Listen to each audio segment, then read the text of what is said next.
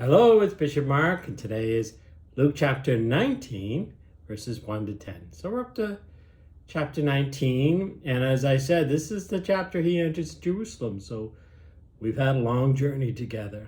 But he's still in Jericho. Jericho was this amazing place at the time. Jericho was this fertile area, meaning there was lots of things that grew there. Famous for their roses, famous for their figs, famous for their palm trees. Lots of lush area. It's near a river. To get to on the other side of the river Jordan, you had to go through Jericho. To get to Jerusalem, you had to go through Jericho. So because it's a rich place, it was very important to the Romans. Okay, that's a good introduction, I think. Let's continue. He came to Jericho and intended to pass through the town. Now, a man there named Zacchaeus, who was a chief tax collector and also a wealthy man, was seeking to see who Jesus was. But he could not see him because of the crowd, for he was short in stature. So we have a lot to talk about here.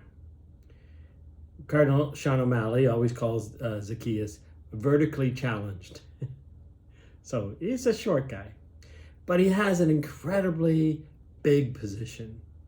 I just told you how rich Jericho was, how important to the Romans it was, and he is the chief tax collector in Jericho. A crossroads, a place where all sorts of things grow. You can imagine that this is very important to the Romans. And to be the chief tax collector in Jericho, well, it's a rich man, a very rich man, Zacchaeus. And as we've said before, we said this about Matthew, we've said this about other tax collectors. Very hated man.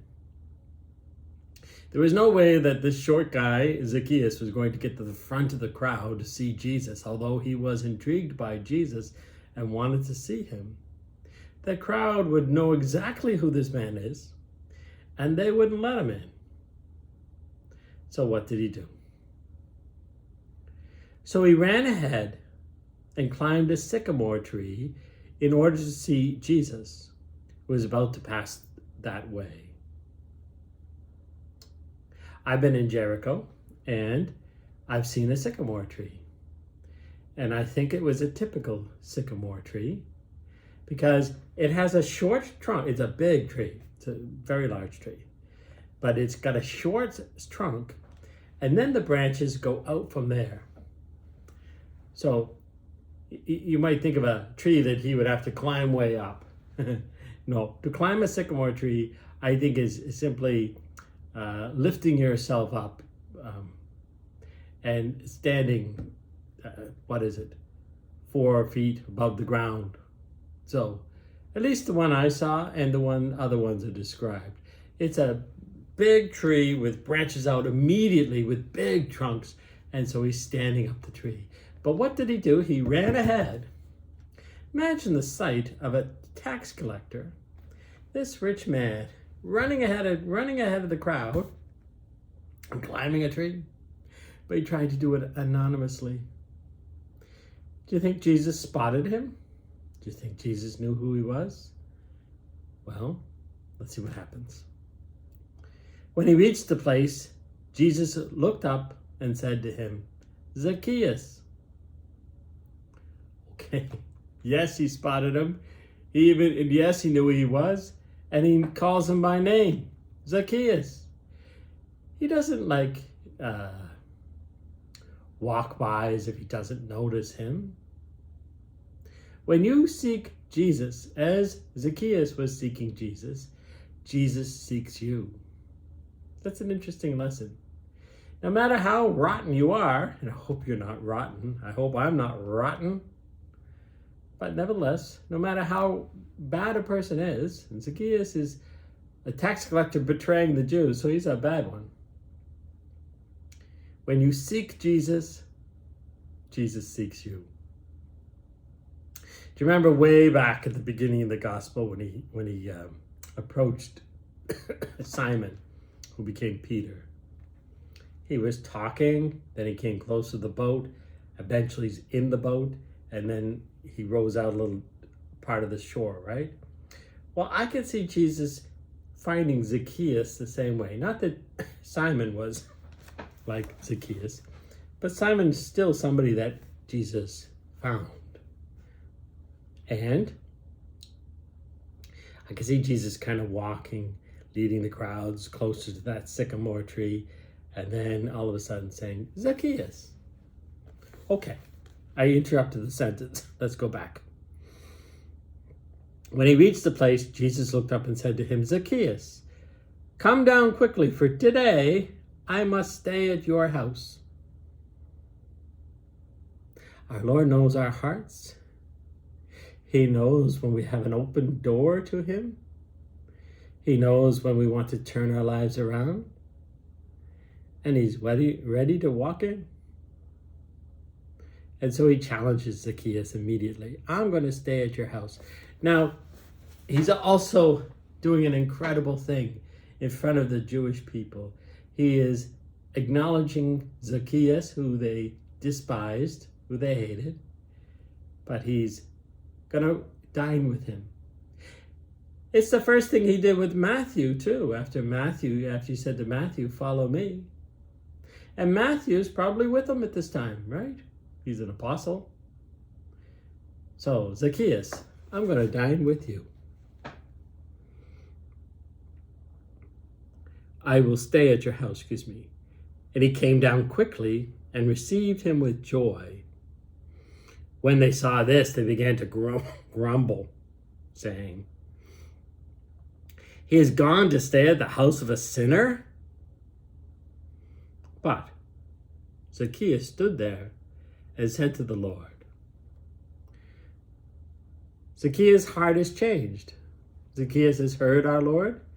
Our Lord has picked him out. He's about to turn his life around. And he declares it. He makes a promise before Jesus. Here's what he says. I shall give, in other words, in the future, he hasn't been doing this. He says, behold, half of my possessions, Lord, I shall give to the poor. And if I have extorted anything from anyone, I shall repay it 4 times over. Is a man who did not give money to the poor and a man who did extort. He recognizes his own sinfulness in the sight of Jesus, and he promises to pledge to the poor and to restore those he's extorted. So, he's turning his life around. He's gone to the Lord, like we can in confession. He's gone to the Lord, and he's changed his life, and he pledges to change his life. He makes a pledge before Jesus. So, it's an important conversion happening here. I think one of the ways in the Gospels that you know it was a true conversion is that we know the man's name. Because he probably became a follower of Jesus and they got to know him and says, why don't we put Zacchaeus' story in the Bible? See? So, Zacchaeus, come down. Zacchaeus makes a pledge. And Jesus said to him, today salvation has come to this house because this man too is a descendant of Abraham. He's recognizing that Zacchaeus is a Jewish person, a descendant of Abraham. Yeah, the Jews would have thrown him out. Remember the gospel, treat him as you would a tax collector, meaning throw him out. That's in, that's Matthew chapter 18. They say, treat him as he would a tax collector. It means throw him out. But Jesus says, this man is a descendant of Abraham. And then he continues, for the Son of Man has come to seek and to save what was lost. Zacchaeus was lost. Zacchaeus had given into money. Zacchaeus had given into pride. But Zacchaeus has turned his life around. Now, lost here doesn't mean in the Bible, in this gospel, when they say lost, it means not in the right place. It doesn't mean permanently lost. It's like you're lost in a maze. You're not in the right spot. Zacchaeus was not in the right spot. He was found by Jesus and turned his life around. But notice, the first action was his. Jesus responded with abundance. But the first action was Zacchaeus when he climbed the tree. Okay, blessings upon you. Peace to you all.